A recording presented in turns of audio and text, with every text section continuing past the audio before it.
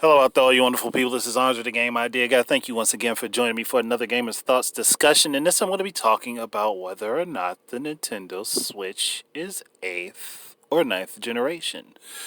Now, obviously, I'm going to put this disclaimer out. My opinion, it is ninth generation because it's simply following the rules of how generations work. It comes after the Wii U, is the successor to the Wii U, not a sibling to it, is the successor to the Wii U, so therefore it is ninth generation. It doesn't make a difference if it is drastically more powerful than the Wii U or not, or the competitors that are out at the time. It was the follow-up to the Wii U, so therefore it is ninth generation. That is the short and simple of it. Now, this discussion topic was actually inspired by Twitter, because people have been going back and forth about whether or not whether or not the Nintendo Switch is ninth generation. A lot of people want to categorize it as 8th generation because the PlayStation 4 and Xbox One are currently 8th generation and the Switch is on the market in competition with them. But the problem being, if we go with that logic, then you would have to make the Wii 6th gen and the Wii U 7th gen. And arguments will go, well, these platforms were more powerful than every one of the consoles from the generation prior to. The Wii actually, if you think about it, was actually competitively close in computational capability to the original Xbox. It did outpace it in some places, but then there are other places where the original Xbox was superior to the Wii. And it was actually very similar to how the GameCube was. The Wii definitely, as an overall machine, did more than the original Xbox. Just like the Wii U as a machine did more than the 360 and the PS3 and the Wii before it. Is just like, but here's the thing: the Switch doesn't do a lot more than what the PS4 or the Xbox One do. It does more in some cases and it does less in others. And I got mixed up in an argument with a couple people. Like, one dude blatantly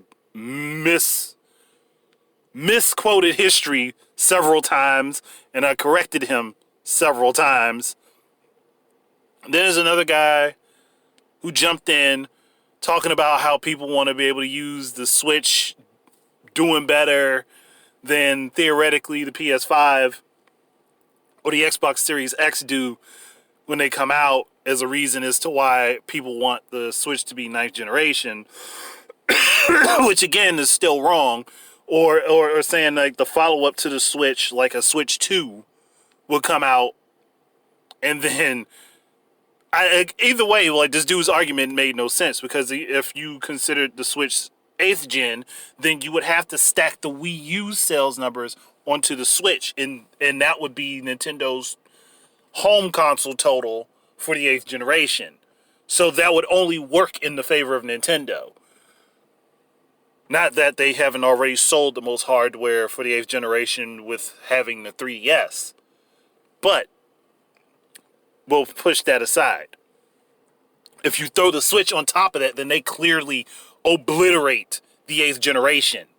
Which doesn't make more sense to me that they would want to do that if we're talking about competition.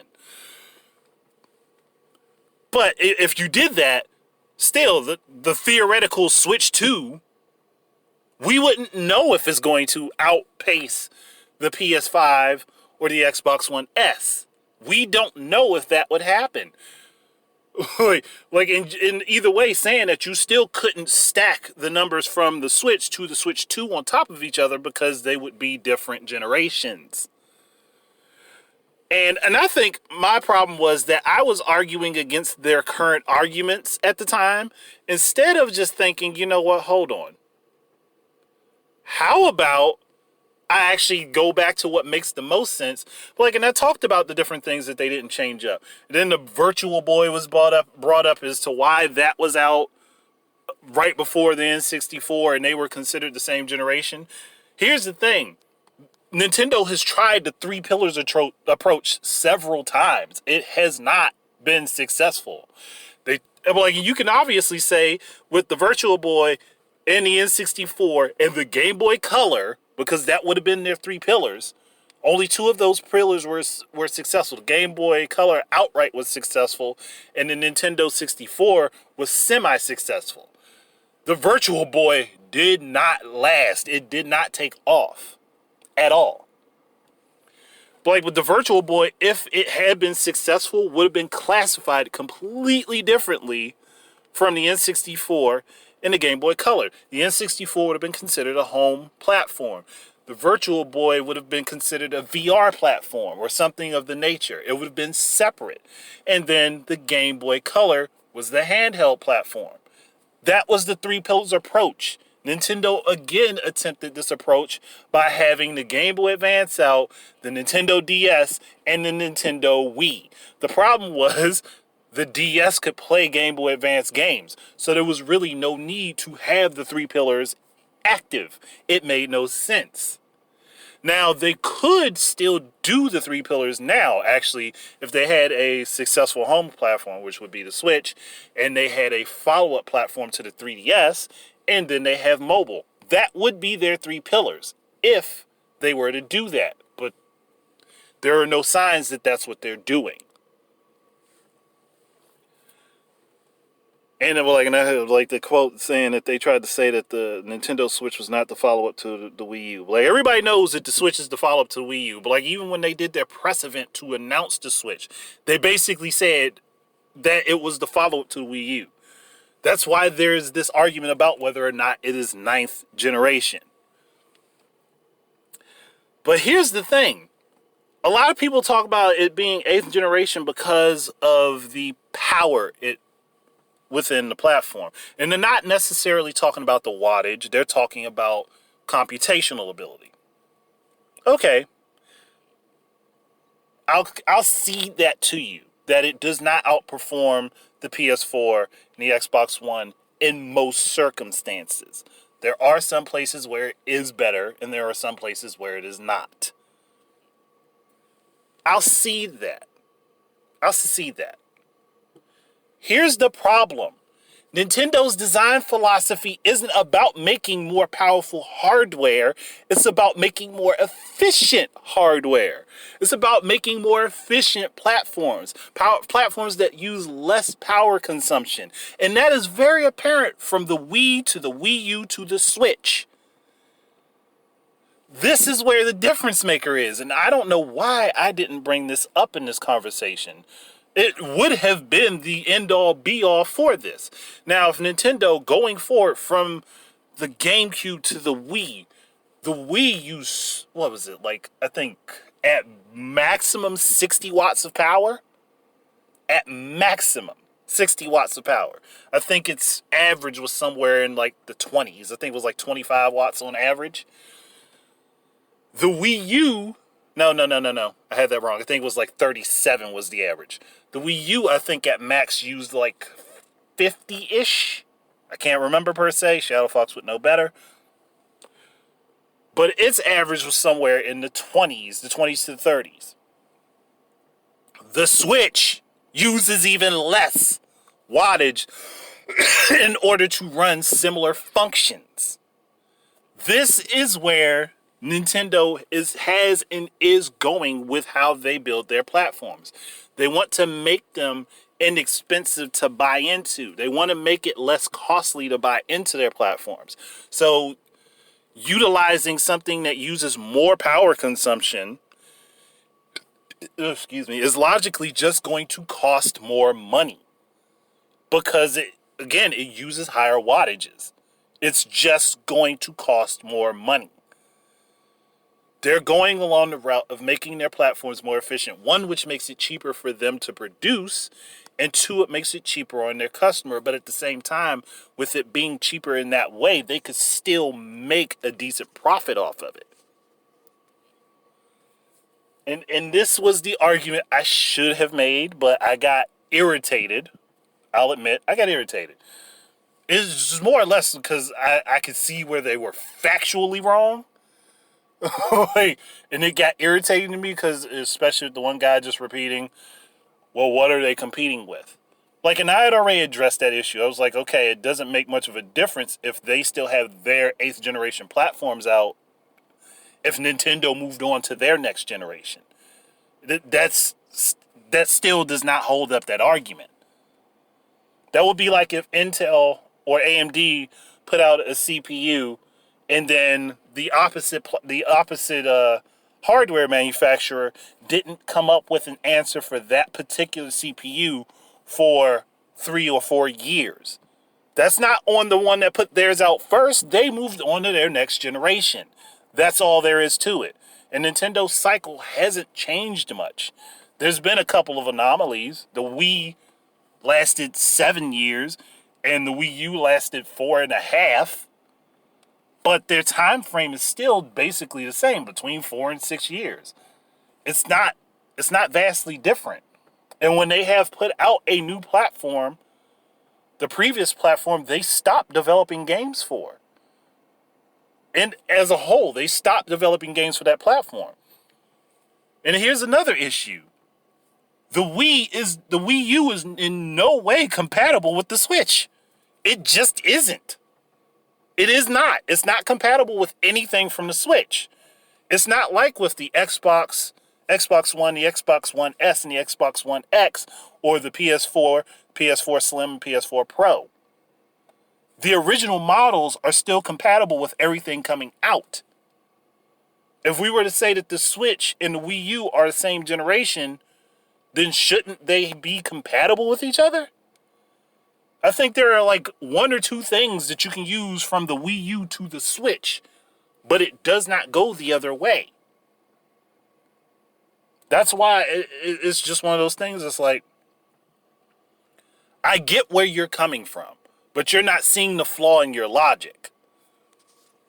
And the flaw in their logic is that everyone has to be developing their platforms with the same things in mind, which is not the case. Nintendo is developing their systems with keeping in mind making things efficient.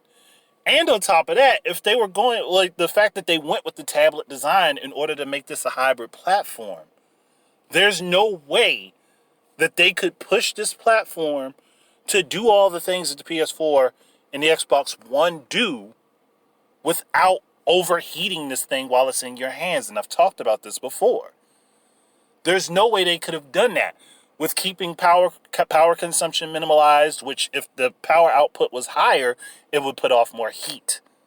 And it would become dangerous to hold in your hands. And we would have exploding switches, much like we had the exploding Samsung Galaxy, was it the Note 7s or something like that? We know Samsung had exploding phones at some point. That would be the danger. And on top of that, the overheating could cause parts for the Joy-Cons to not connect, because overheated metal starts to bend. Overheated plastic starts to bend. Overheated motherboards will burn out, and guess what? They will bend. And if that starts happening, you will have a lot of faults with this platform. Not saying that there aren't plenty as it is, but just in the overall, that will make this less secure of a platform. And a lot of more people would be spending money on either getting their Switches repaired or replaced. So they couldn't have pushed the power game going with this form factor. Neither could Microsoft or Sony. They could not have attempted it. That's why they're not attempting it for the next generation, which honestly was the smarter move by them. They're not going to beat Nintendo at their own game. That's why they have to do something different from Nintendo. That's why when Nintendo was so hush-hush, throat's getting dry. Well, that's why Nintendo was so hush-hush about the Switch before it came out and everybody was talking about the NX. They said literally nothing because they did not want to have their concept copied. Not that there didn't exist things that were already similar, but they didn't want their concept copied. So guess what Microsoft and Sony did? With anticipation of the Switch coming, they pushed the Power game because they knew that would draw a lot of attention to people. That would draw a lot of attention from people. But you still don't see the PS4 Pro and the Xbox One X achieving sales records. If anything, it's the Xbox One S and the PS4 Slim, which replaced the Xbox One and the PS4. This is why people are miscategorizing the Switch as an 8th generation platform. Because they're looking at it from the standpoint of, oh, this needs to be more powerful than everything else. And that's the problem.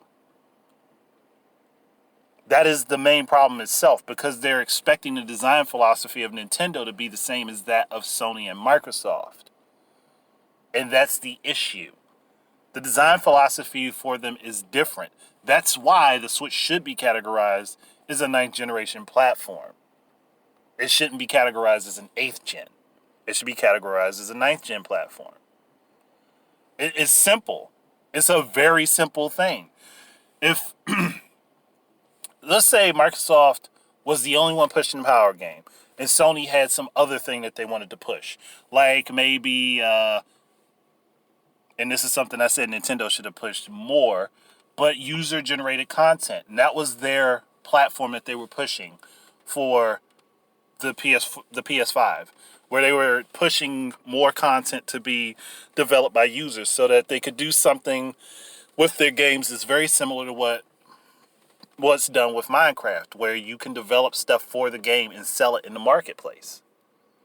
If Sony were to push that instead of Power, they could have had a machine that is very similar to the PS4 Pro, maybe only like a third as powerful, or let's say like the PS5 could have been just the PS4 Pro 1.5.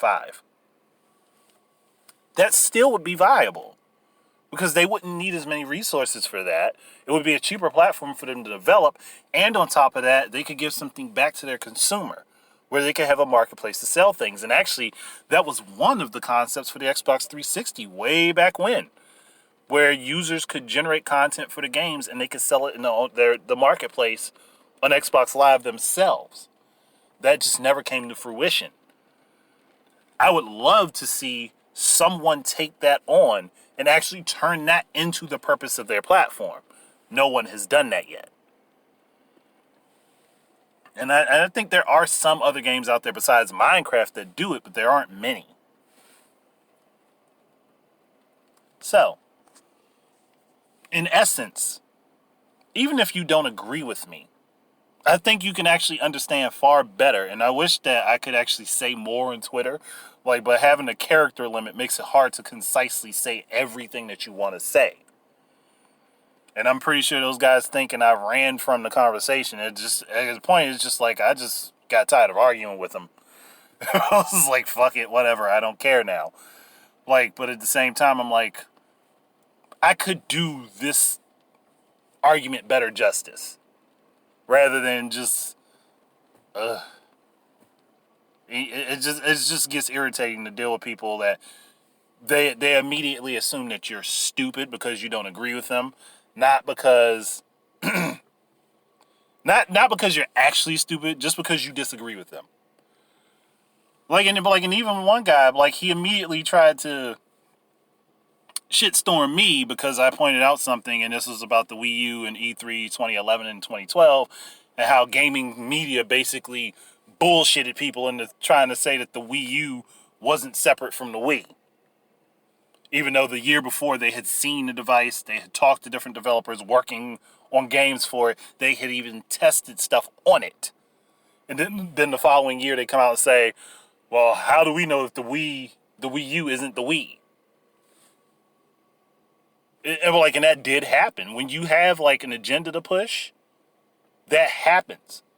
And they're like, I'm like, do you not understand what happened with the Game Journal Pros things, where they had a listing of gaming media outlets that all were saying the same shit at the same time specifically? That's a thing. Like that's a thing. It happened. And it's like, I'm like, are you unaware of the history that just happened where a bunch of people lied about something because they wanted something to be a certain way? It's happened several times. Just because you don't agree that it exists doesn't mean it doesn't exist. It has happened.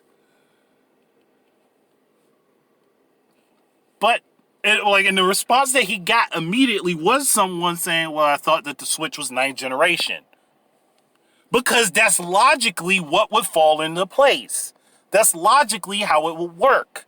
And the problem I have is that everybody's trying to change the definition of what generations are. Generations are based upon time. Time is what determines a generation. Now, the time span changes depending on what you're talking about, but time determines a generation. Like the only company that determined that their generations were going to be 10 years was Sony. And they started that back with the PS2, if I remember correctly. But within I think the PS2 came out when it was, what was it, 2001? The PS3 came out in 2007, a year after the Xbox 360, along with the Wii, which was a year after the Xbox 360. And again, if we're talking power requirements, then the Wii should have been considered 6th generation. As simple as that. Like, that's the problem with it. Like, doing this means you have to recategorize everything that came before, and that is the big issue.